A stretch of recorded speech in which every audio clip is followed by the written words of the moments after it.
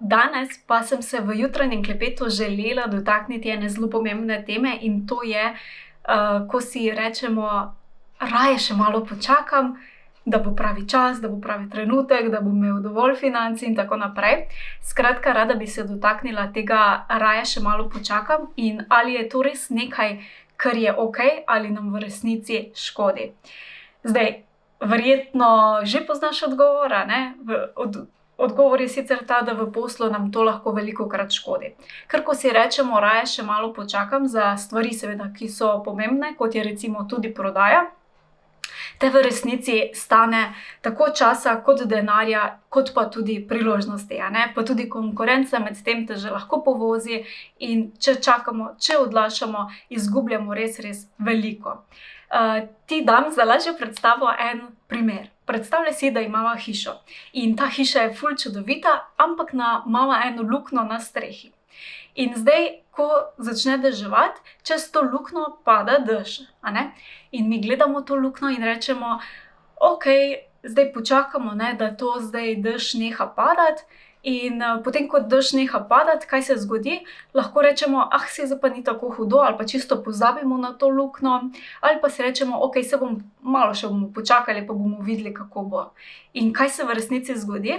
Verjetno se streha ne bo sama od sebe popravila, prvo kot prvo, drugo kot drugo, če pustimo, bo verjetno vedno večja škoda, kar pač pada noter dež, in vsakič, ko bo začelo deževati, bomo mi spet celi panični, a ne? In bomo gasili požare in bomo zganjali paniko in tako naprej. In v bistvu enako je tudi v poslu, oziroma pač podobno, a ne? Če čakamo, da se nam bo prodaja pa zdaj čudežno, ne vem, padla z neba, ali pa da se bo popravila, verjetno se nam ne bo. Tako da je fajn, da naredimo mi sami ta prvi korak in vzamemo, kako bi rekla, to moč v svoje roke. Ker tako lahko pač naredimo itak največ. In ker imamo to svobodo, ker si lahko to privoščimo, ker je to v nas, je seveda po mojem to najboljši korak. In zdaj kaj naredimo? Enostavno pogledamo, kaj nas blokira in kakšna bi bila rešitev. Oziroma, kaj nam manjka, da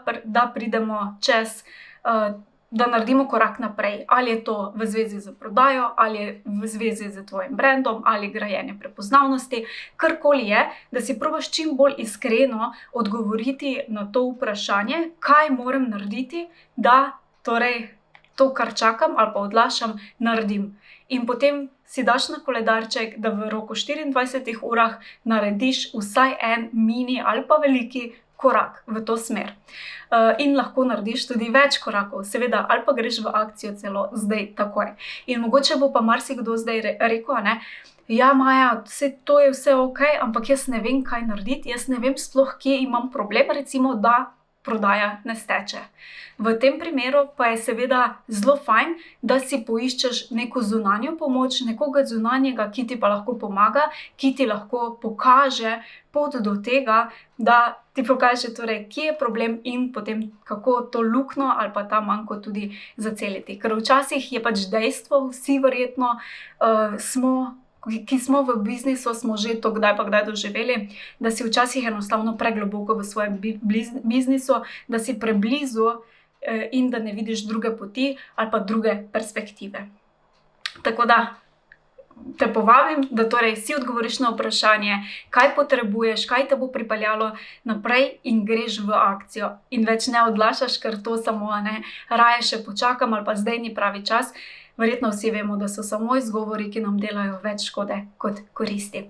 Tako da, če želiš seveda sodelovati z mano, ravno so torej še odprta program v Legendarni, kjer delamo ravno na brandu celo leto, tako da vabljen oziroma vabljena na mod.si/Legendarni, kjer najdeš vse informacije ali pa da mi pošleš zasebno sporočilo ali pa mail.